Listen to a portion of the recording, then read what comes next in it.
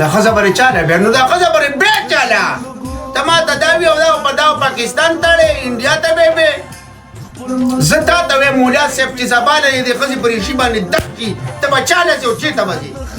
او څوک به پکې ګوتې وایي په ریشي کې به له څوک ګوتې وایي چې دا تعلیم بند کړ لکه دا اوس په کوم کتاب کې راغلي دي په کوم دا قرآن دې دغه راواله دا کتابونه دې راواله حدیثونه دې راواله مسلم دې راواله په کوم ځای کې په ښځه باندې تعلیم بند دی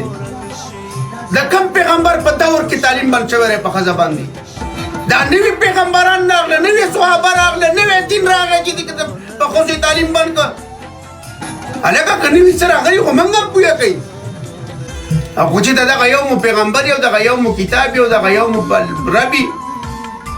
په دغه خو ممانعت نشته چې په ښځه باندې تعلیم بند کړه نه لکه که نوی دین هم راوړی خو صحیح ده موږ ته ووایي نو موږ به پوه شو چې هلکه ولا